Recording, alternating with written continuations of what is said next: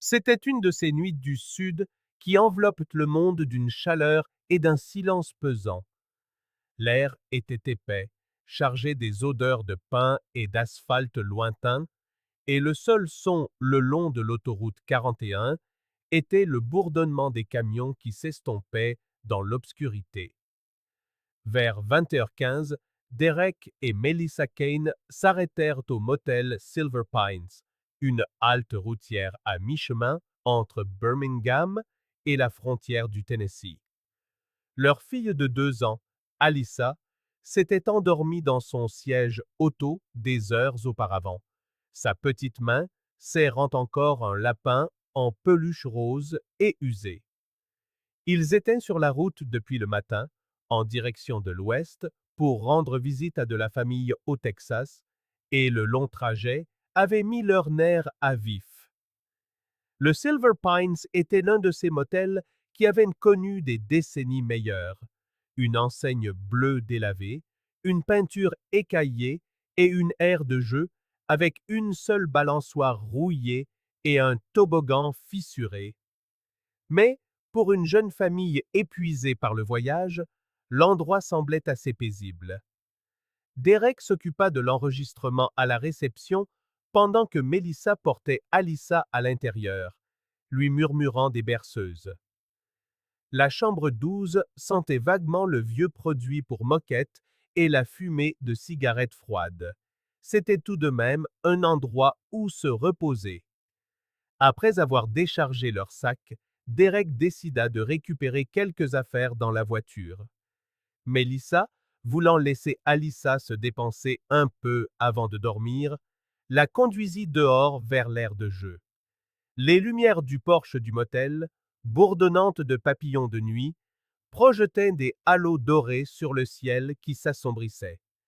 Melissa regarda la petite silhouette de sa fille se dandiner sur le gravier, son rire doux et aigu se mêlant au chant des insectes d'été. Pendant un instant, tout était ordinaire, réconfortant. Alyssa grimpa sur la balançoire et appela sa mère pour qu'elle la pousse. Melissa sourit, s'approcha et donna une légère impulsion au siège. La balançoire grinça en un rythme régulier, fendant l'air lourd du soir. Elle songeait à la vitesse à laquelle leur fille grandissait, comment un jour, bientôt, ces petits moments ne seraient plus que des souvenirs. Puis, quelque part derrière elle, la porte d'un motel claqua. Une portière de voiture se referma bruyamment. Quelqu'un rit depuis le parking. Melissa se tourna une fraction de seconde en direction du bruit. Lorsqu'elle reporta son regard, la balançoire était vide. Elle se balançait encore, faiblement, d'avant en arrière. Au début, elle ne paniqua pas. Elle balaya du regard le bord de l'aire de jeu, s'attendant à voir Alyssa accroupie derrière le toboggan ou poursuivant une grenouille dans l'herbe. Mais plus elle cherchait, plus tout semblait devenir silencieux. Les insectes, le bourdonnement de l'autoroute, tout semblait s'évanouir. Alyssa, appela-t-elle. Sa voix se brisa sur la deuxième syllabe. N'obtenant aucune réponse, elle courut vers la balançoire, le cœur battant la chamade, ses yeux allant de la route au parking, puis à la lisière des arbres. Elle appela de nouveau, plus fort, puis encore plus fort. En quelques secondes, la panique s'empara d'elle. Sa voix devint frénétique, tirant Derek de la chambre, confus. Il la trouva à genoux dans la poussière, scrutant les ombres. Elle était juste là, répétait-elle. J'ai détourné le regard une seconde. En quelques minutes, des clients du motel se joignirent à eux. Des faisceaux de lampes de poche balayaient l'obscurité tandis que des inconnus ratissaient les lieux en l'appelant par son nom. Quelqu'un courut au bureau pour appeler la police. Derek sprintait de chambre en chambre, frappant aux portes, demandant si quelqu'un avait vu une petite fille.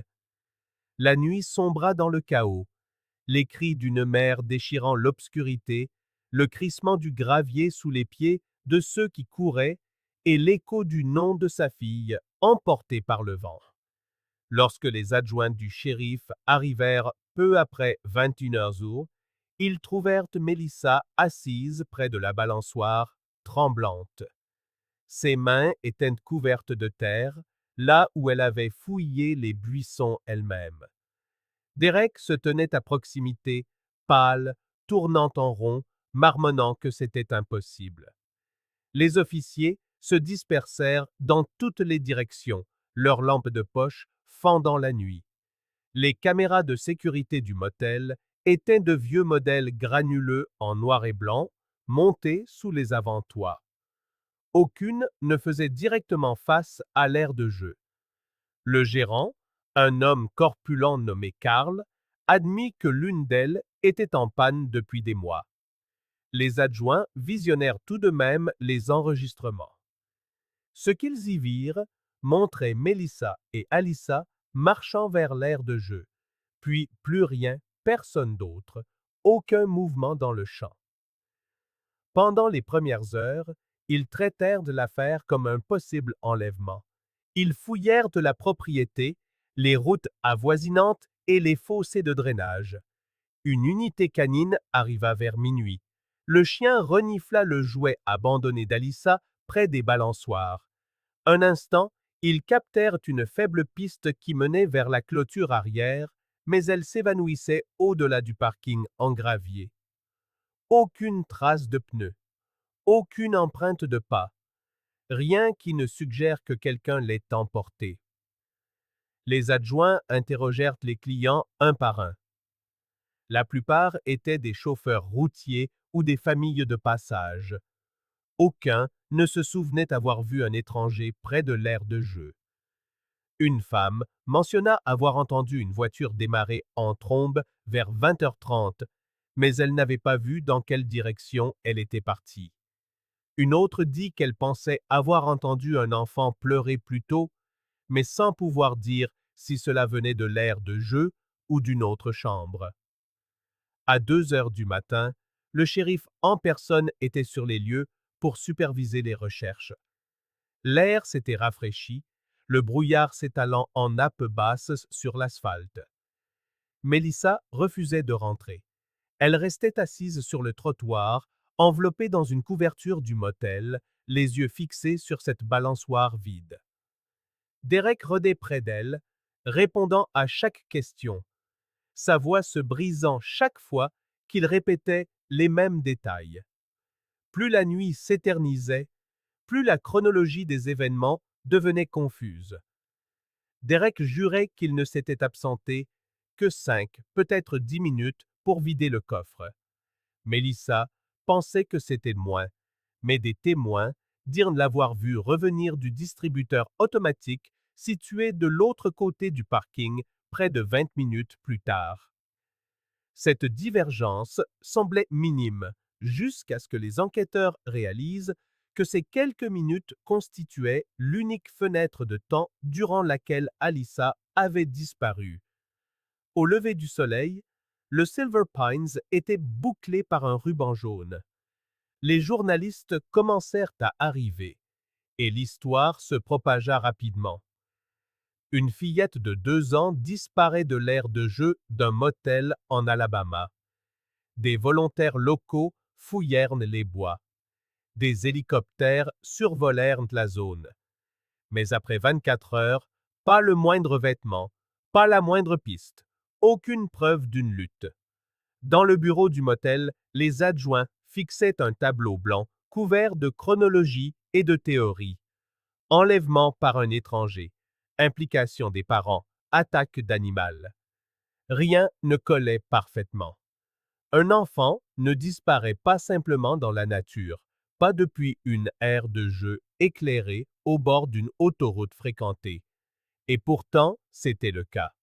Cette nuit-là, alors que le motel se vidait de ses clients et que la balançoire restait immobile sous la lumière bourdonnante, Mélissa était allongée sur le lit de leur chambre scellée, le regard fixé sur le lapin en peluche d'Alyssa posé sur la table de chevet. Derek était assis en silence près de la porte, la tête entre les mains. Aucun des deux ne parlait. Dehors, les adjoints faisaient les 100 pas, attendant un indice qui ne vint jamais. Et juste avant l'aube, alors que les équipes de recherche se retiraient pour se regrouper, l'un des officiers s'arrêta près de l'aire de jeu. Le gravier avait été retourné en plusieurs endroits par tout ce va-et-vient, mais juste derrière la clôture, il remarqua quelque chose d'étrange. Une minuscule empreinte de chaussure, plus petite que sa paume, pressée dans la terre, face au bois. Elle s'arrêtait là. Aucune trace ne s'en éloignait. Pas de second pas. C'était comme si Alyssa Kane avait fait un pas dans l'obscurité et avait tout simplement cessé d'exister. Les recherches pour retrouver Alyssa Kane commencèrent avant même que le soleil ne se lève sur le nord de l'Alabama. Des dizaines d'adjoints et de volontaires se déployèrent dans les denses forêts de pins derrière le motel Silver Pines, criant son nom à travers le brouillard matinal. Ils vérifièrent les fossés de drainage, les ponceaux, le lit du ruisseau voisin, partout où un enfant aurait pu s'égarer. Les chiens pisteurs menaient leur maître dans de larges boucles qui revenaient toujours au même point. L'aire de jeu. C'était comme si elle s'était volatilisée juste au-delà des balançoires. En milieu de matinée, le bureau du shérif du comté de Jefferson avait installé un poste de commandement temporaire sur le parking du motel. Des inspecteurs des comtés voisins arrivèrent en renfort et des enquêteurs de l'État furent appelés. Des hélicoptères balayèrent la zone et des barrages routiers furent érigés dans les deux sens sur l'autoroute 41. Mais cet après-midi-là, il n'y avait toujours aucune trace, ni chaussures, ni jouets, ni vêtements, juste le silence. Le propriétaire du motel, un homme d'une cinquantaine d'années nommé Carl Jennings, déclara aux officiers qu'il avait entendu les Kane se disputer plus tôt dans la soirée, avant la disparition. Il dit que leur querelle avait été si forte qu'un des clients s'en était plaint. Selon lui, le père, Derek, était sorti en trombe vers le parking, tandis que la mère était restée dans la chambre avec l'enfant. Ce détail ne correspondait pas à la version de Melissa, mais les enquêteurs le notèrent. Chaque chronologie, chaque mouvement comptait. Les inspecteurs séparèrent le couple pour les interroger cet après-midi-là. Melissa était désemparée, tremblante, pleurant, répondant à chaque question entre deux sanglots. Mais au fil des heures, ses émotions changèrent. Elle devint silencieuse, presque détachée. Ses yeux étaient vides, comme si elle n'avait plus de larmes. Certains enquêteurs se souvinrent plus tard que son ton les avait troublés. Elle n'était pas en colère, elle ne suppliait pas, elle était simplement calme. Derek, en revanche, était agité et sur la défensive. Il jura qu'il était seulement sorti pour chercher de la glace au distributeur automatique de l'autre côté du parking. Mais lorsque les officiers vérifièrent les registres de la réception du motel, l'employé se souvint l'avoir vu plus près de 20h40, soit près de 15 minutes plus tard que ce qu'il prétendait. Interrogé sur ce qu'il avait fait pendant ce laps de temps, Derek ne put donner de réponse claire. « Je ne sais pas, » dit-il. « Tout est flou. » Les inspecteurs commencèrent à se demander si les Kane en savaient plus qu'ils ne le disaient. La propriété du motel fut de nouveau fouillée, cette fois avec des chiens renifleurs de cadavres. Vers minuit, la deuxième nuit, l'un des chiens marqua près de la grande benne à ordures derrière le local de maintenance. La scène fut bouclée, des projecteurs éclairant la zone pendant que des techniciens passaient les déchets au crible. Mais après des heures de recherche, aucun reste ne fut trouvé. La réaction du chien aurait pu être due à des déchets alimentaires, de la vieille viande ou quelque chose en décomposition depuis longtemps. Néanmoins, cela laissa tout le monde mal à l'aise. Alors que l'enquête s'élargissait, un homme vivant à moins d'1 kilomètre de là contacta la police. Il dit avoir vu une berline blanche s'éloigner à toute vitesse du motel vers 20h30 ce soir-là. Il ne put distinguer la plaque, mais l'image lui était restée. Les phares de la voiture fendant le brouillard, accélérant brutalement comme si quelqu'un fuyait. Les inspecteurs firent le tour des garages locaux et des villes voisines à la recherche de véhicules correspondant à cette description. Ils vérifièrent les signalements de voitures volées ou disparues. Rien. Pendant ce temps, l'histoire explosa dans les médias. Les chaînes d'information locales diffusèrent des directs depuis l'extérieur du motel pendant des jours. Les journalistes décrivirent de l'affaire comme l'une des disparitions d'enfants les plus déroutantes de l'Alabama. Les médias nationaux s'en emparèrent ensuite, montrant la photo d'Alyssa, une petite fille souriante aux cheveux blonds bouclés et aux yeux bleus vifs. Des avis de recherche apparurent dans les stations-service et les épiceries de 3 États. La pression sur les enquêteurs était immense, mais plus l'affaire recevait d'attention, plus les théories se propageaient. Les animateurs de radio spéculaient sur un réseau de trafic d'enfants utilisant les motels ruraux comme point de rendez-vous. Des forums en ligne faisaient circuler des photos granuleuses de berlines blanches sans rapport, prétendant qu'elles correspondaient aux descriptions des témoins. Certains disaient que Melissa avait vendu sa fille. D'autres accusaient Derek d'avoir maquillé un accident. Les inspecteurs suivirent toutes les pistes possibles. Ils interrogèrent les délinquants sexuels de la région, vérifièrent les voyageurs ayant séjourné au motel cette semaine-là et effectuèrent des analyses scientifiques sur chaque centimètre carré de la chambre 12. Mais il n'y avait rien. Aucune empreinte digitale suspecte, aucun ADN n'appartenant pas à la famille, aucune preuve d'effraction ou de sang. Au fil des semaines qui devinrent des mois, la frustration grandit au sein de l'équipe d'enquête. Le bureau du shérif fit appel au FBI pour une analyse comportementale. Leur rapport était sombre.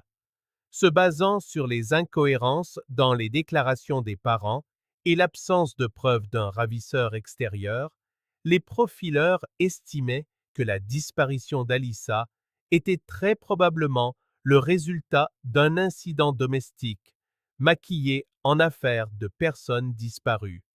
Ce n'était pas une accusation formelle, mais cela changea le ton de toute l'enquête. En coulisses, les inspecteurs commencèrent à creuser plus profondément dans le passé du couple. Ils apprirent que Derek avait des dettes de jeu et avait récemment perdu son emploi de mécanicien. Melissa, selon sa sœur, avait menacé de le quitter. Des membres de la famille décrivirent leur mariage comme instable, bien qu'aucun des deux n'ait de casier judiciaire. Aux yeux du public, ils n'étaient que des parents au cœur brisé. Pour les enquêteurs, ils devenaient des suspects, sans la moindre preuve. Le comportement du couple dans les semaines qui suivirent la disparition ne fit que compliquer les choses. Melissa évitait la presse et refusait de participer aux appels télévisés. Derek accorda une seule interview à la télévision locale, mais son ton détaché irrita les téléspectateurs. La sympathie du public commença à s'estomper, remplacée par la suspicion. À l'automne 2003, les efforts de recherche furent réduits. Le poste de commandement avait disparu. Les volontaires cessèrent de venir. Le motel Silver Pines rouvrit ses portes, bien que la plupart des voyageurs l'évitassent après avoir entendu l'histoire. Les Kane finirent par quitter l'Alabama et retournèrent au Tennessee, vivant dans un isolement silencieux. Pour les inspecteurs toujours affectés à l'affaire, l'espoir s'amenuisait. Chaque piste ne menait nulle part. Un chauffeur de camion prétendit avoir vu une fillette ressemblant à Alyssa sur une aire de repos près de Memphis. Mais la vidéosurveillance prouva qu'il s'agissait d'un autre enfant. Un autre tuyau vint d'une femme en Louisiane qui jura avoir vu Mélissa dans une station-service avec un autre enfant.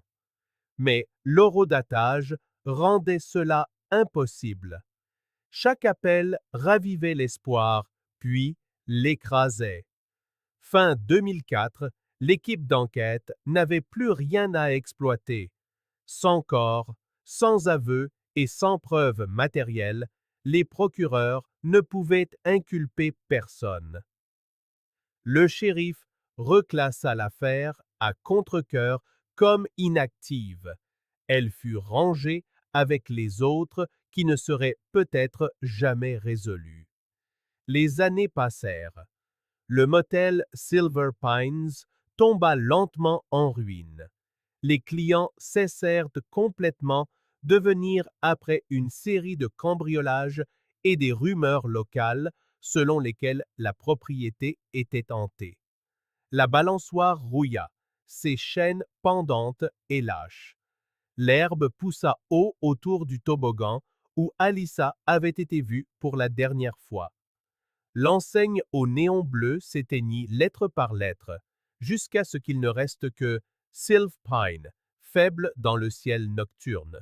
Pour ceux qui avaient été là, les adjoints, les volontaires, les parents, c'était devenu une blessure qui ne s'est jamais refermée.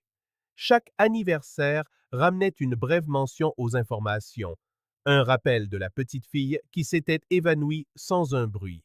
Et bien que l'affaire soit devenue un cold case, une inspectrice conservait le dossier original dans le tiroir de son bureau. Parfois, tard le soir, elle l'ouvrait et fixait la photo d'Alyssa souriant dans sa salopette rose, se demandant si la vérité était enterrée quelque part dans ces bois ou à l'intérieur des personnes qui se tenaient au plus près d'elle quand elle avait disparu. Personne ne savait alors que la réponse ne viendrait pas avant 22 ans. En 2020, le motel Silver Pines n'était plus qu'un souvenir pourrissant dans l'humidité de l'Alabama. Le parking était fendu par les mauvaises herbes. Les fenêtres étaient condamnées. L'enseigne d'un bleu autrefois vif qui avait clignoté pendant des décennies penchait désormais sur un poteau tordu, sa peinture écaillée laissant voir le métal terne. Les habitants disaient que l'endroit était maudit, une histoire de fantôme transmise d'une génération à l'autre. Mais pour l'inspectrice à la retraite Marla Jennings, ce n'était pas juste une histoire. C'était l'affaire qui ne l'avait jamais quittée. Elle avait 29 ans lorsqu'elle avait rejoint les recherches initiales pour retrouver Alyssa Kane en 2003, l'une des plus jeunes inspectrices de l'équipe et l'une des dernières à penser encore à cette balançoire vide derrière le motel. La nuit où Alyssa avait disparu avait marqué le début de la carrière de Marla. C'était aussi l'affaire qui lui avait appris ce qu'était vraiment le sentiment d'échec. Même après sa retraite, elle gardait la boîte d'archives dans son sous-sol. Coupure de presse, photographies, l'appel au 911 de la mère sur une cassette usée. 2 décennies plus tard, elle ne pouvait toujours pas écouter cette bande sans revoir la panique dans la voix de Mélissa. Début 2020, en voyant un petit message en ligne sur les personnes disparues oubliées en Alabama, quelque chose s'agita en elle. Les forums de True Crime avaient redécouvert l'affaire du Silver Pines. Des discussions intitulées Qu'est-il vraiment arrivé à Alyssa Kane se propageaient rapidement, avec des milliers de commentaires de détectives amateurs disséquant chaque détail, chaque rumeur. Certains accusaient les parents, d'autres croyaient à un enlèvement par un étranger, mais la plupart qualifiaient simplement l'affaire de ce qu'elle était, un mystère qui n'avait jamais eu de sens. Marla parcourut les commentaires pendant des heures. C'était troublant de voir des étrangers décortiquer la même affaire qu'elle avait passé des années à essayer de comprendre. Mais un message attira son attention. Un utilisateur affirmait que les nouvelles technologies de test ADN pouvaient récupérer des échantillons exploitables à partir de preuves dégradées. Le commentaire mentionnait une affaire résolue en Géorgie par des moyens similaires. Cette nuit-là, Marla ne put dormir. Elle descendit à son sous-sol, ouvrit la vieille boîte d'archives et fixa les photos de 2003. La balançoire, le gravier, la minuscule chaussure retrouvée derrière la clôture. Elle avait été classée comme trop dégradée pour être testée.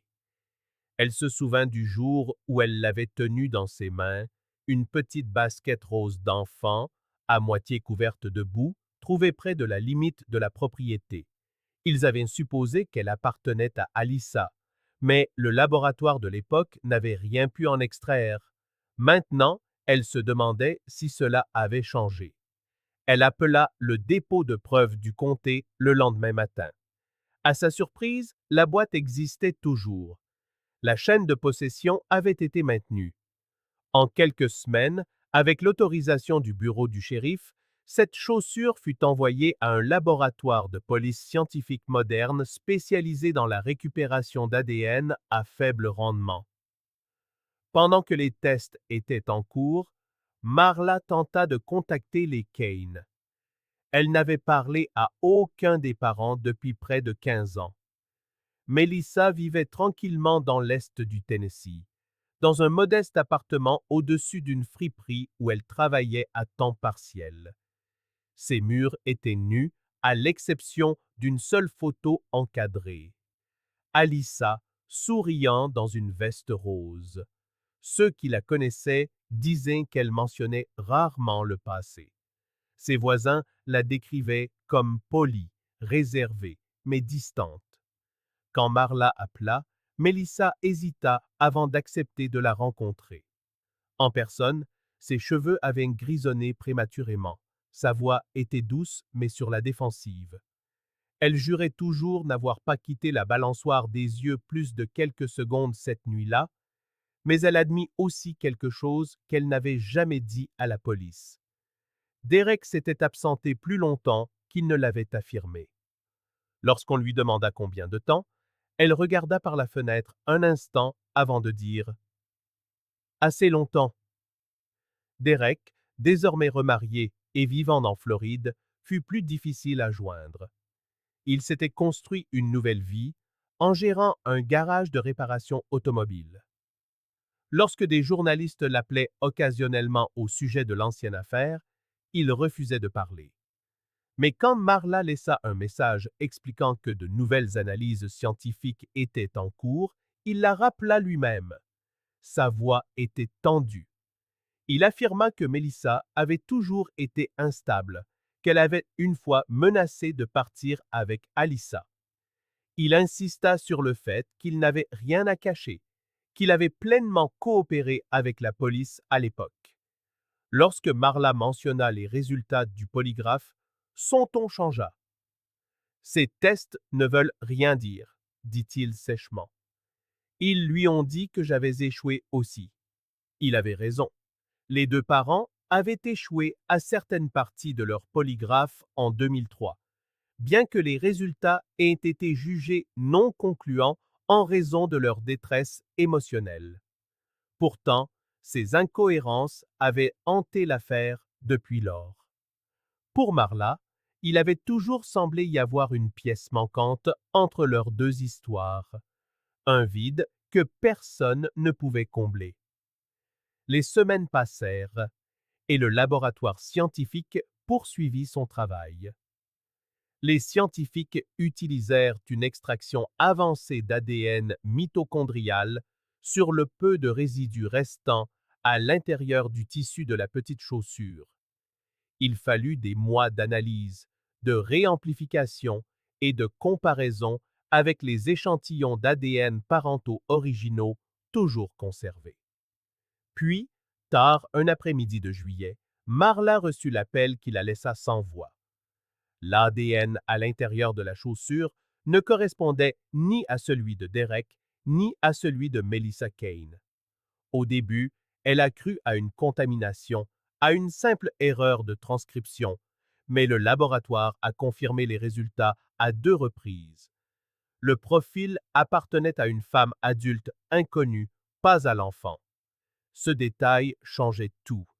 La chaussure, que l'on avait longtemps supposée être celle d'Alyssa, appartenait en réalité à quelqu'un d'autre.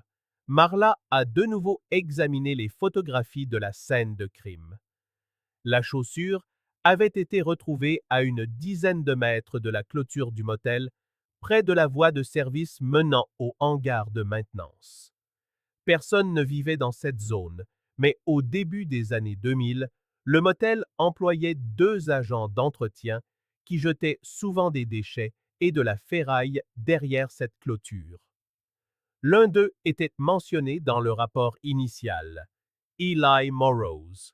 Ce nom a ravivé un vague souvenir. Elle a sorti l'ancien dossier du personnel du classeur de preuves.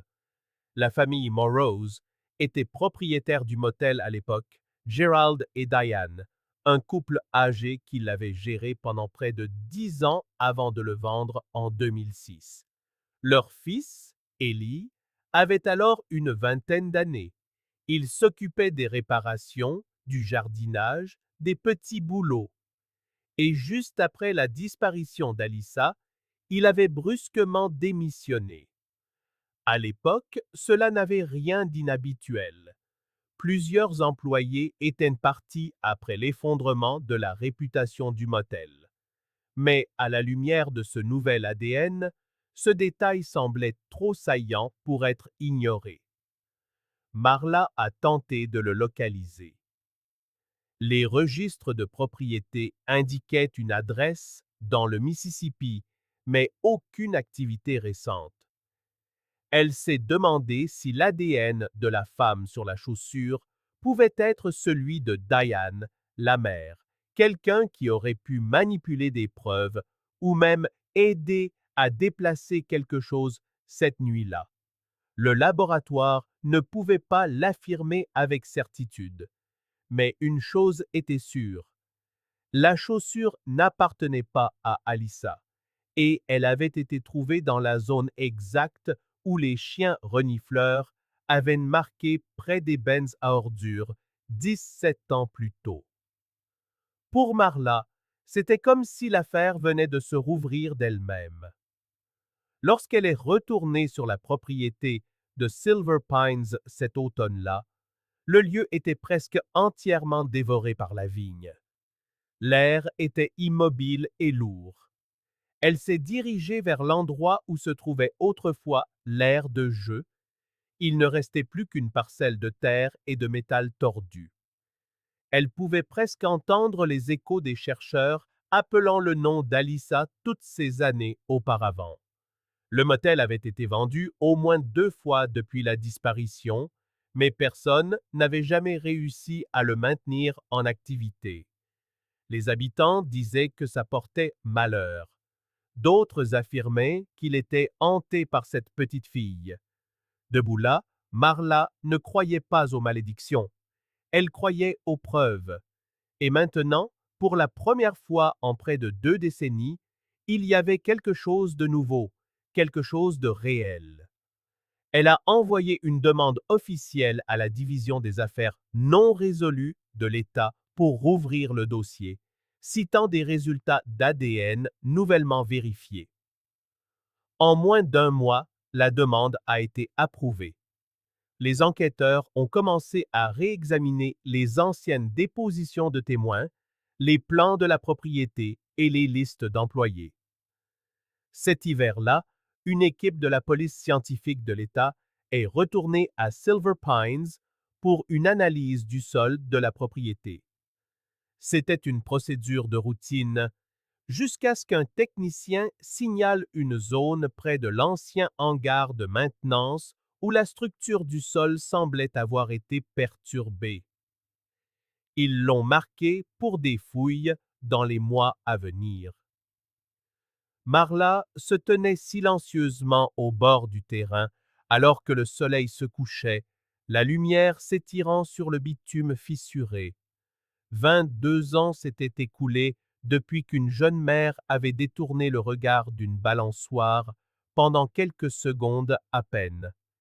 Et bien que personne ne le sache encore, la vérité enfouie sous ce motel était enfin sur le point d'éclater au grand jour. Chaque affaire que nous couvrons demande des semaines de recherche, l'étude de dossiers authentiques et de longues nuits pour découvrir la vérité derrière des vies oubliées. Nous le faisons parce que ces histoires comptent. Chaque victime mérite que l'on se souvienne d'elle. Si vous souhaitez que nous continuions à révéler la vérité, cliquez sur J'aime. Abonnez-vous et dites-nous en commentaire quelle partie de l'affaire d'aujourd'hui vous a le plus marqué. Pour plus de mystérieuses affaires non résolues, consultez les liens dans la description ci-dessous. Les fouilles au motel Silver Pines ont commencé discrètement, presque prudemment, sous un ciel gris de l'Alabama au début du printemps 2021. Pendant des années, la propriété était restée à l'abandon, enchevêtrée dans la vigne et le silence, son bitume fissuré, jonché de verre et d'aiguilles de pin. Maintenant, du ruban jaune bouclait à nouveau le terrain, comme près de 2 décennies plus tôt. Mais cette fois, quelque chose était différent.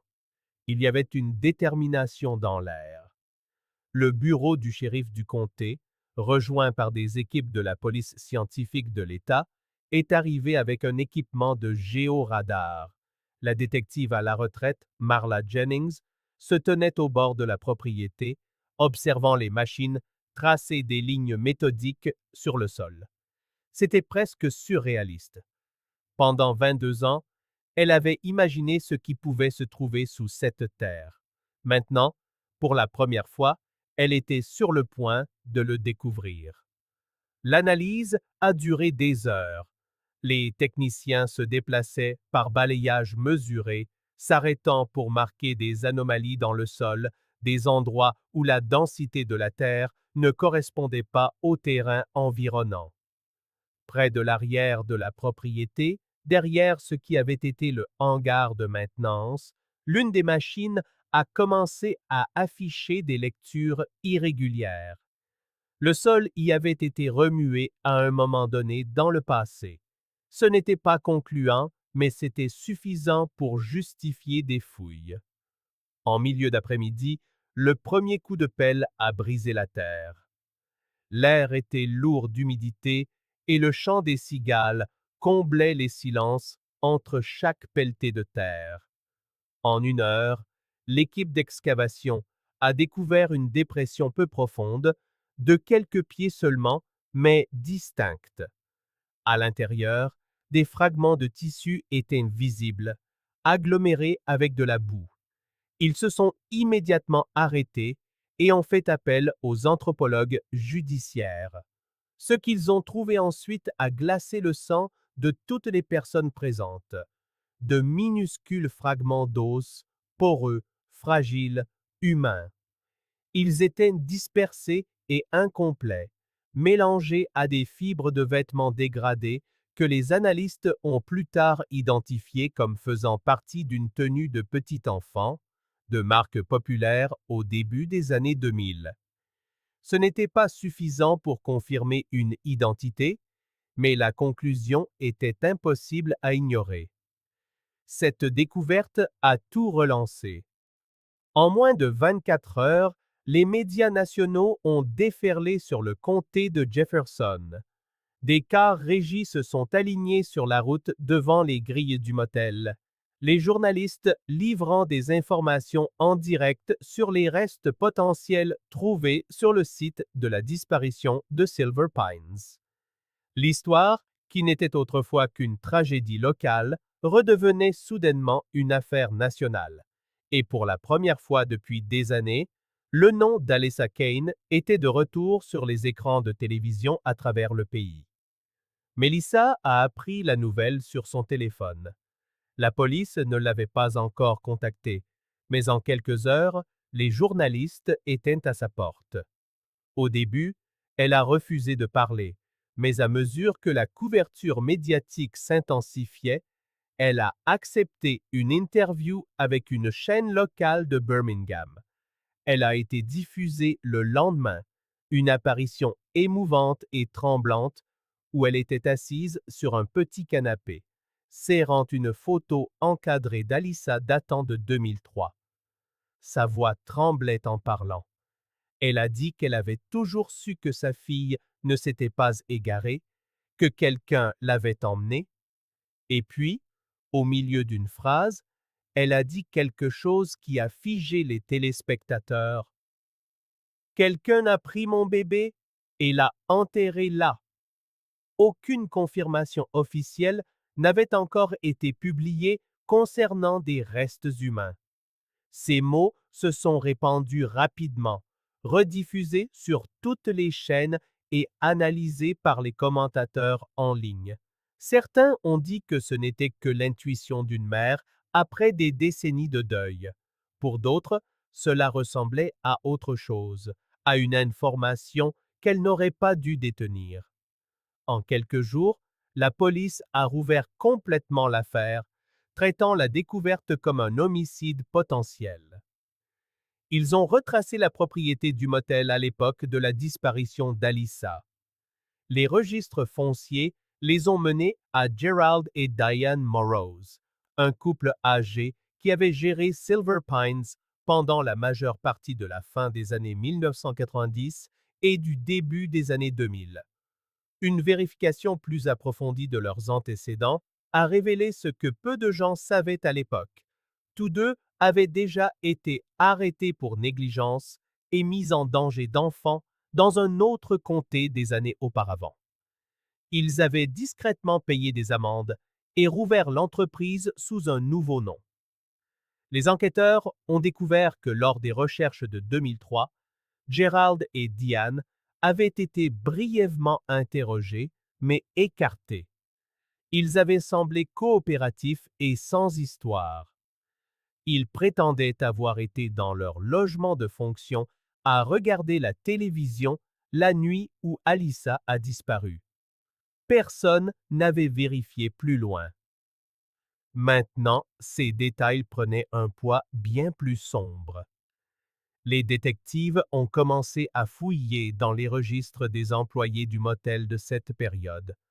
La plupart des archives avaient été jetées lorsque la propriété avait changé de main, mais quelques pages survivantes ont refait surface dans les archives du comté.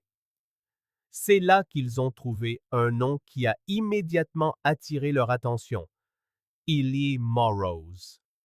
Listé comme agent de maintenance, embauché en 2002, sans date de fin de contrat. Lorsque les enquêteurs ont croisé les déclarations de revenus et d'emploi, la trace d'Ely s'arrêtait brusquement à la fin de 2003, à peu près au moment où l'affaire Kane était devenue une affaire classée.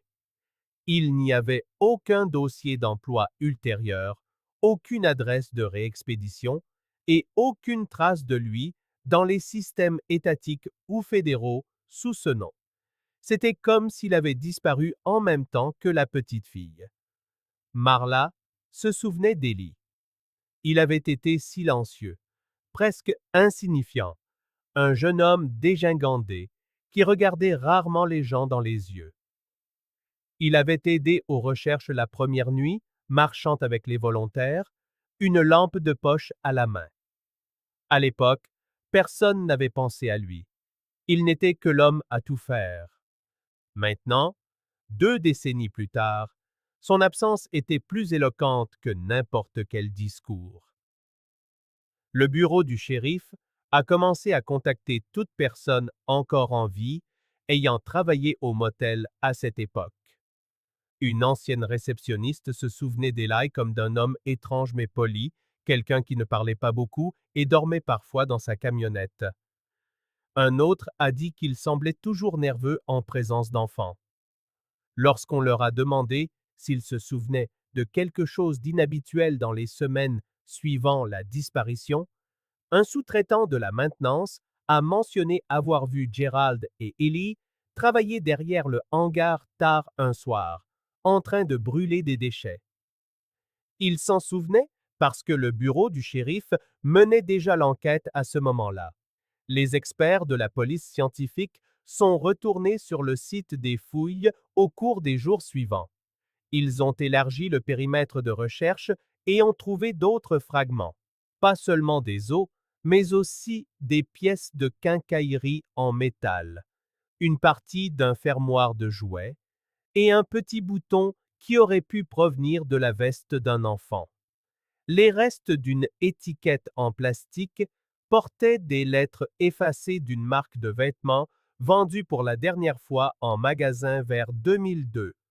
Chaque découverte ajoutait du poids à une histoire qui ne pouvait plus être ignorée. L'analyse ADN a commencé immédiatement, bien que le processus fût lent. La dégradation, la contamination et des années d'exposition rendaient l'extraction difficile, mais l'équipe était optimiste.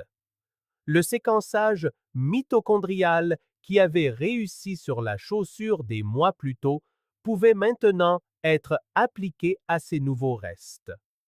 Pendant ce temps, la presse est devenue implacable. Les médias spéculaient sur de possibles arrestations. Les forums en ligne explosaient de théories.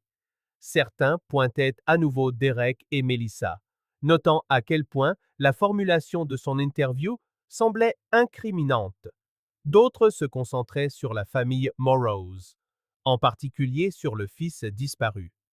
Le motel est devenu du jour au lendemain un lieu de pèlerinage pour les amateurs de true crime, avec des habitants se faufilant à travers la clôture pour prendre des photos des fouilles. Melissa a refusé de parler à nouveau. Derek, retrouvé en Floride, a publié une courte déclaration disant qu'il était reconnaissant des efforts renouvelés pour trouver la vérité. Mais en privé, selon ses proches, il était furieux de la façon dont Melissa s'était exprimée à la télévision. Il a dit à des amis qu'il croyait qu'elle s'était trahie.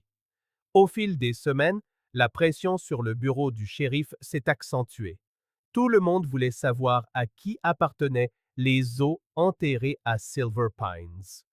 Puis, à la fin de l'été, l'équipe de la police scientifique a fait une percée décisive.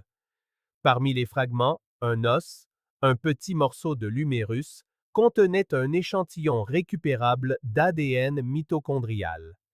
Il a été envoyé pour comparaison avec la référence ADN de Melissa Kane, toujours dans les dossiers depuis 2003. Les résultats ont pris 8 semaines. Quand ils sont finalement arrivés, ils ont stupéfié toutes les personnes impliquées. Les restes trouvés derrière le motel étaient compatibles avec ceux d'un enfant de la lignée maternelle d'Alyssa. Statistiquement, les chances d'erreur étaient quasi nulles. C'était elle. La confirmation a provoqué une onde de choc à travers l'État. Pendant près de 22 ans, l'affaire était restée dans le domaine de la spéculation et de la rumeur. Maintenant, la vérité avait un corps qui avait été caché à quelques mètres seulement de l'endroit où les chercheurs s'étaient tenus en 2003. Mais l'enquête ne s'est pas arrêtée là. Les détectives ont approfondi l'histoire de la famille Morrows, essayant de découvrir ce qui était arrivé à Eli. La piste les a menés dans le Mississippi, où les registres de propriété montraient un certain Eli G. Morrows achetant un terrain sous un nom légèrement modifié. Il y vivait tranquillement depuis des années, à l'écart, avec une nouvelle identité. Lorsque les enquêteurs se sont rendus sur la propriété, ils l'ont trouvée vide. La maison était vide, la boîte aux lettres débordait, signe d'un départ précipité. Mais à l'intérieur, ils ont trouvé quelque chose de glaçant. De vieux registres du motel, des photographies jaunies de Silver Pines et un badge d'employé avec une date de juin 2003. La découverte pointait vers un fait indéniable. Quelqu'un lié à ce motel savait exactement ce qui était arrivé à Alyssa Kane. Et cette personne avait réussi à garder le secret enterré jusqu'à présent. Les résultats ADN sont tombés au printemps 2022 et pour les enquêteurs, c'était le genre de percée qu'ils attendaient depuis des décennies. Après des mois d'analyse, les généalogistes judiciaires ont retracé le profil partiel récupéré sur les fragments osseux jusqu'à une lignée familiale restreinte qui correspondait au nom de famille des Morrows. Les chances d'une coïncidence étaient microscopiques. Chaque donnée, chaque recoupement, chaque marqueur ancestral menait à une seule personne. Eli Gerald Morrows, l'ancien agent de maintenance du motel Silver Pines, qui avait disparu des registres juste après la disparition d'Alyssa Kane. Il a fallu des semaines pour le retrouver. Il avait changé de nom en 2005, vivant discrètement dans une région rurale du Mississippi sous le pseudonyme de Eli Garner. Les archives publiques ne montraient rien de criminel, juste des petits boulots, une modeste caravane en périphérie d'une petite ville et une seule contravention pour excès de vitesse datant de plusieurs années. Il ne se cachait pas de la justice, pas exactement. Il avait simplement effacé la version de lui-même qui existait en 2003. Quand les détectives de l'Alabama sont arrivés pour l'interroger, Eli n'a pas résisté. Il paraissait plus vieux que son âge, mince, le visage buriné, les tempes grisonnantes. Il a accepté de parler, bien qu'au début, il ait prétendu se souvenir de peu de choses sur l'affaire. Il a dit qu'il avait entendu parler de cette fille disparue à l'époque où il travaillait au motel, mais a insisté sur le fait qu'il n'en savait pas plus. Son histoire était nette, prudente et répétée. Mais lorsque les détectives ont mentionné le lien ADN, le changement dans son expression a été immédiat. Ses yeux se sont baissés vers le sol. Sa respiration s'est accélérée. Il n'a pas demandé comment il l'avait retrouvé, juste si ses parents étaient toujours en vie. Au cours des 2 interrogatoires suivants, la vérité a émergé par fragments, chacun plus lourd que le précédent. Eli a fini par craquer. L'histoire qu'il a racontée était simple mais dévastatrice. C'était un accident. Selon lui, dans la nuit du 17 juin 2003, il conduisait une vieille camionnette de maintenance derrière le motel, transportant des déchets et de la ferraille d'une réparation de plomberie effectuée plus tôt dans la journée. Il faisait sombre et le parking arrière n'avait pas de lumière. Il a dit avoir vu un mouvement près de la clôture, une petite silhouette qui a traversé son chemin, et avant qu'il ne puisse réagir, il a heurté quelque chose. L'impact a été léger, comme une secousse. Il a pensé que c'était un débris. Mais quand il est sorti, il l'a vu. Alyssa était allongée près du gravier, immobile. Il a dit qu'il avait paniqué. Il ne savait pas quoi faire. Il a couru chercher son père, Gerald, qui était à l'intérieur du bureau. Le temps qu'il revienne, il était trop tard. Elle ne respirait plus. Gerald lui a dit de se taire, qu'il ne pouvait pas appeler la police parce qu'Ellie avait déjà des ennuis avec la justice, une affaire de délinquance juvénile classée quand il avait 16 ans. Si les autorités l'apprenaient, a dit son père, il irait en prison à vie. Alors, ils ont pris une décision cette nuit-là, un choix qui allait détruire plus d'une famille. Gerald et Diane ont aidé Ellie à envelopper le corps dans une bâche de maintenance. Ils l'ont porté derrière le hangar où le sol était meuble à cause de la pluie récente et ont creusé une fosse peu profonde. Il a dit qu'ils n'avaient pas l'intention que ce soit permanent. Ils se sont dit qu'ils la déplaceraient plus tard, qu'ils avaient juste besoin de le protéger jusqu'à ce que les choses se tassent. Mais Les recherches au motel ont commencé moins d'une heure plus tard et ils ont réalisé qu'il était déjà trop tard. Le lendemain matin, lorsque les détectives sont arrivés, Eli s'est joint aux volontaires, faisant semblant d'aider.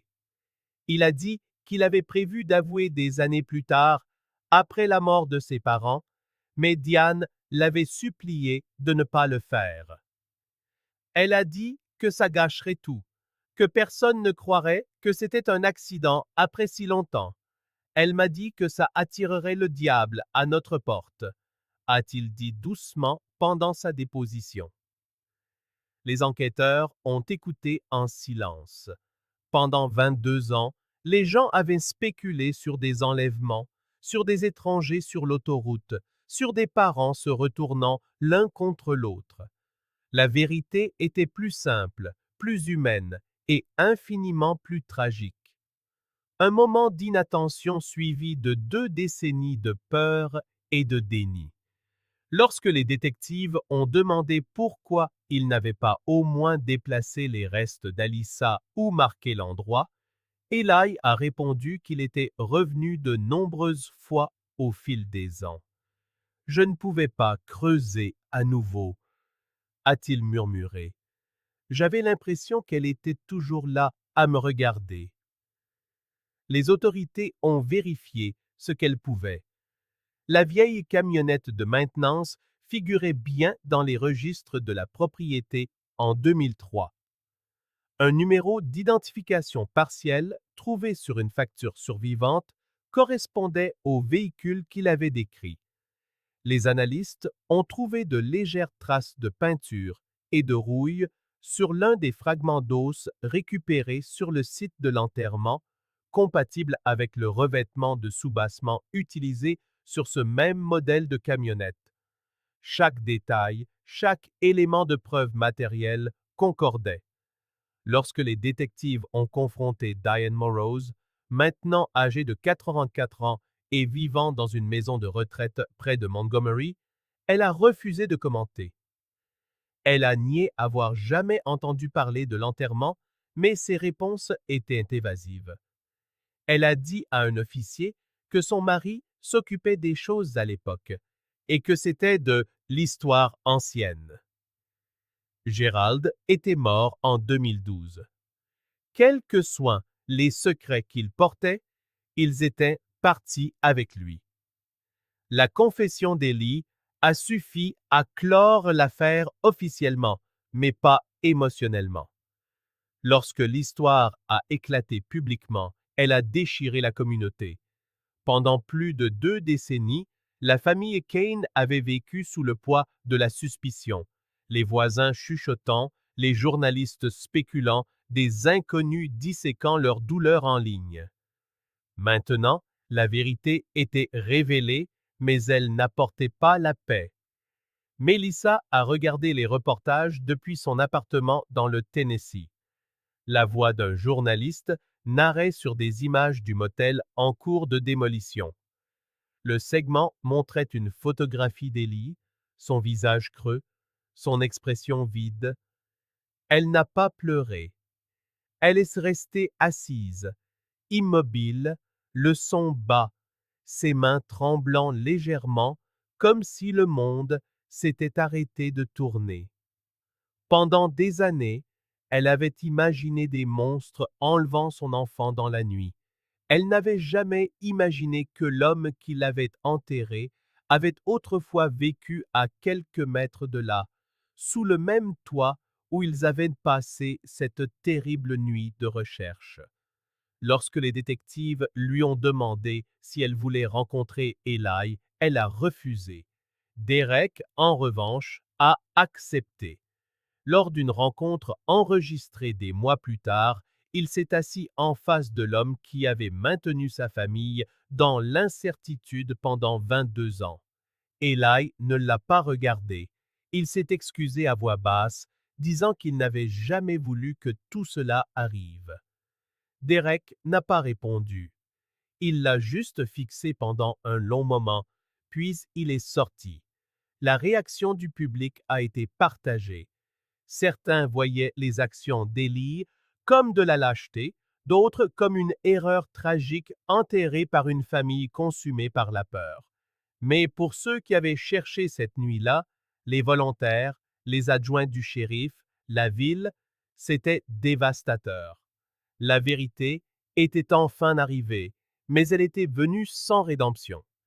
Élie a été inculpé d'homicide involontaire et d'entrave à la justice. La sentence a été brève. Le tribunal a reconnu son âge et sa coopération, mais la gravité de ce qui avait été perdu pesait sur chaque mot. Quand le verdict a été lu, il n'a pas levé les yeux. La petite ville de Silver Pines, autrefois une simple halte tranquille sur l'autoroute 41, est devenue un monument de chagrin. Le motel a été démoli peu de temps après, laissant derrière lui un terrain vague entouré de pins. Les habitants disaient que les nuits calmes, on pouvait entendre le faible balancement d'une chaîne dans le vent, là où se trouvait l'aire de jeu, bien que la plupart aient rejeté cela comme de l'imagination. Pour la famille Kane, le mot apaisement n'avait aucun sens. Ce n'était pas une façon de tourner la page. C'était la confirmation d'un cauchemar qui n'avait jamais pris fin. Finalement, la vérité a éclaté, non pas grâce à des miracles ou des aveux, mais grâce à la science. De minuscules brins d'ADN qui refusaient de rester enfouis. Ils ont permis de relier un fragment d'os d'enfant oublié aux mains qui l'avaient mis en terre et, ce faisant, ont contraint tout le monde à affronter une réalité dévastatrice. Parfois, les réponses que nous avons attendues toute une vie ne nous libèrent pas. Elles nous montrent seulement à quel point le silence était abyssal. Et bien que l'affaire soit enfin close sur le papier, pour ceux qui l'avaient vécu, pour Melissa, pour Derek, pour cette petite ville hantée par une nuit de juin 2003, elle ne le serait jamais vraiment.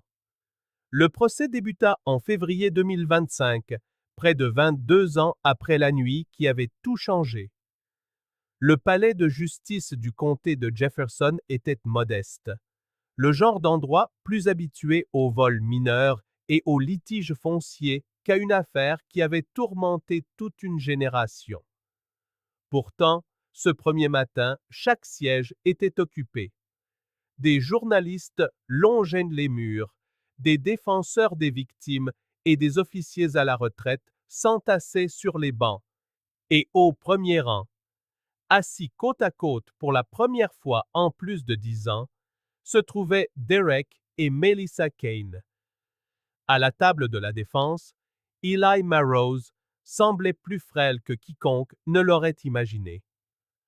Âgé de 60 ans maintenant, mince et pâle, ses mains tremblaient légèrement tandis qu'il ajustait le col de sa chemise froissée. Les années l'avaient creusé, ne laissant que la vague silhouette du jeune homme qui travaillait autrefois au motel Silver Pines.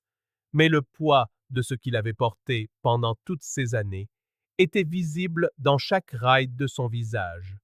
Les chefs d'accusation étaient clairs mais étroitement définis. Homicide involontaire et obstruction à la justice. Il ne s'agirait pas de débattre de la mort d'Alyssa Kane cette nuit-là, mais seulement de comment et pourquoi elle avait été dissimulée si longtemps. Le réquisitoire introductif du procureur a donné le ton. Il n'avait rien de théâtral, il était simplement dévastateur. Le procureur décrivit la nuit où Alyssa avait disparu, les recherches effrénées, et comment la panique d'un jeune homme terrifié s'était transformée en une vie de mensonge. La salle d'audience écoutait en silence le procureur parler des Kane, de ses deux parents endeuillés contraints de vivre sous le coup de la suspicion pendant 20 ans, tandis que la vérité gisait enterrée derrière une remise de motel. Melissa resta impassible pendant la majeure partie du discours, le regard fixé droit devant elle. Les mains de Derek étaient fermement jointes, ses jointures blanches. Lorsque le procureur se tourna pour désigner l'accusé, décrivant comment Eli et ses parents avaient enterré non seulement un corps, mais aussi l'avenir d'une famille. Un faible murmure parcourut la salle. Quand vint le tour d'Élie de s'exprimer par l'intermédiaire de son avocat, le ton changea. Sa défense admit l'acte, la mort accidentelle, mais plaida que la peur et l'emprise parentale avaient ensuite guidé chacun de ses gestes. Ils le dépeignirent comme un jeune homme dominé par un père autoritaire, quelqu'un qui avait commis une terrible erreur et passé sa vie à la regretter. C'était une stratégie juridique fondée sur le remords, mais pour les Kane, elle ne faisait que rendre le silence de ces années encore plus glacial. Au cours de la semaine suivante, le jury entendit l'histoire se dérouler dans ses moindres détails, précis et douloureux. Des témoins de l'enquête initiale furent appelés. La détective à la retraite Marla Jennings vint à la barre, expliquant comment les avancées en matière d'ADN avaient finalement permis de relier les fragments à la famille d'Eli. Elle décrivit le moment où elle avait entendu sa confession, la façon dont sa voix s'était brisée lorsqu'il avait admis son geste, la façon dont il avait dit « Je suis retournée » et elle était juste là, étendue. L'accusation diffusa ensuite l'enregistrement de l'appel au 9-11 de 2003. Le son de la voix de Mélissa emplit la salle d'audience. Une voix brute, déchirée, suppliant qu'on l'aide à retrouver son enfant. Même après 2 décennies, l'angoisse était insoutenable. Quelques jurés pleurèrent ouvertement. Mélissa couvrit son visage de ses mains. Derek fixait le sol, immobile. Grâce au témoignage, les pièces manquantes du puzzle s'assemblèrent enfin. Alyssa, curieuse et agitée comme le sont souvent les tout-petits, avait vu un chat errant se faufiler derrière la clôture qui séparait le parking du motel de la zone de maintenance. Elle s'était éclipsée pendant que Mélissa avait le dos tourné. Au même moment, Ellie faisait marche arrière avec le vieux camion de service du motel, dont les feux arrière étaient faibles et à moitié couverts de saleté. Il ne l'a jamais vue. L'impact fut léger. Elle ne cria même pas. Il crut avoir heurté une pierre jusqu'à ce qu'il descende du véhicule et la voie gisant sur le sol. La panique fut immédiate. La peur de ce qui allait se passer, la peur de la colère de son père, la peur de la police. Il courut vers ses parents, qui prirent une décision qui scella leur destin à tous. Gerald, déjà méfiant envers les forces de l'ordre en raison de son propre casier judiciaire, convainquit son fils que personne ne croirait à un accident.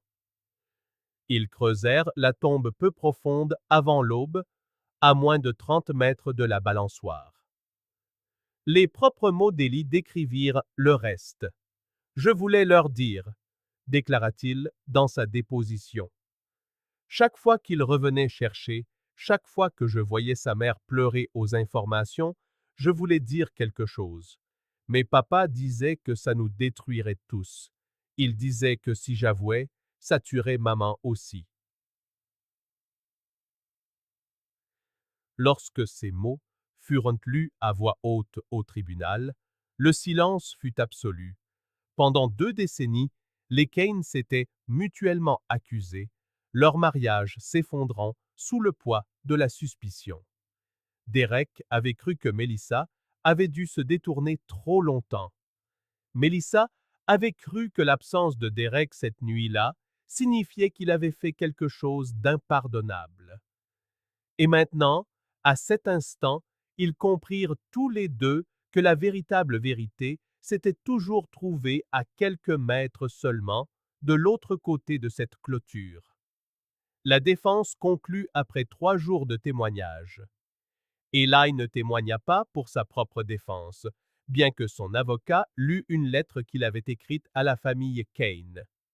Elle était brève, plus un plaidoyer pour le pardon qu'une explication. « Je ne peux pas vous demander de me pardonner, disait-elle, mais je voulais que vous sachiez qu'elle n'était pas seule. Je suis resté avec elle. J'ai prié pour qu'elle se réveille. » Cela ne l'aida pas. Le jury délibéra moins de 5 heures. À son retour, le verdict fut unanime, coupable des 2 chefs d'accusation. Le juge le condamna à 8 ans dans une prison d'État, une peine légère selon la plupart des normes, mais la loi ne pouvait punir que ce qu'elle pouvait définir. Ce qu'elle ne pouvait mesurer, c'étaient les 22 années perdues, les innombrables nuits de questions sans réponse ou les ravages causés par le silence. Lorsque le verdict fut lu, Mélissa pleura doucement. Derek posa sa main sur son épaule, non par pardon, mais par reconnaissance. Ils avaient tous deux été piégés dans le même cauchemar pendant la moitié de leur vie, et maintenant que c'était terminé, aucun d'eux ne semblait savoir quoi faire. Eli ne les regarda pas, tandis qu'on l'emmenait. Il baissa la tête et murmura quelque chose que les microphones ne captèrent pas. Après, la presse inonda les marches du palais de justice. Les présentateurs de journaux décrivirent l'événement comme une résolution attendue de l'une des affaires non résolues les plus troublantes de l'Alabama. Mais pour ceux qui l'avaient vécu, le mot résolution semblait faux. Aucun soulagement, seulement le poids de la prise de conscience. La vérité était bien dérisoire face aux années de chagrin qu'elle laissait dans son sillage. Dans les semaines qui suivirent, Mélissa retourna une dernière fois en Alabama. Le motel avait été démoli des années auparavant, le terrain envahi par les mauvaises herbes. L'aire de jeu avait disparu, le parking en gravier effacé par le temps, mais elle savait toujours où il se trouvait. Elle apporta une petite boîte blanche contenant une balançoire pour enfants, achetée dans une brocante. Elle l'attacha à la branche d'un pin solitaire en bordure de la propriété. La corde grinça doucement dans le vent. Elle resta là longtemps, fixant l'endroit où la balançoire oscillait, comme la dernière fois qu'elle avait vu sa fille. Pour la première fois depuis des années, elle ne pleura pas. Elle murmura simplement le nom de sa fille et laissa la balançoire se balancer derrière elle. La clôture officielle de l'affaire eut lieu ce même mois. Le shérif lut la déclaration à la presse. La disparition d'Alyssa Kane a été résolue. La cause du décès a été jugée accidentelle et les responsables ont été tenus de rendre des comptes. Mais ceux qui avaient été là, les volontaires, les officiers, les habitants, savaient que l'histoire ne se terminait pas si nettement. Il ne s'agissait plus de culpabilité ou d'innocence. Il s'agissait de ce que le silence peut faire aux gens quand on le laisse s'installer trop longtemps. Des années plus tard, interrogée sur l'affaire, une détective à la retraite dit quelque chose qui marqua les esprits. « Les gens imaginent toujours des monstres, dit-elle. Ils pensent que le mal a un visage ou qu'il arrive dans une camionnette. Mais parfois, les monstres ne sont pas ceux qu'on imagine. Ce sont ceux qui choisissent le silence, ceux qui décident de détourner le regard. » Et dans les bois silencieux, près de l'autoroute 41, là où se dressait autrefois le motel, le vent portait encore le faible bruit de chaînes qui bruissent, l'écho d'une balançoire qui, jadis, se balançait sous le poids d'une enfant qui n'aurait jamais dû disparaître.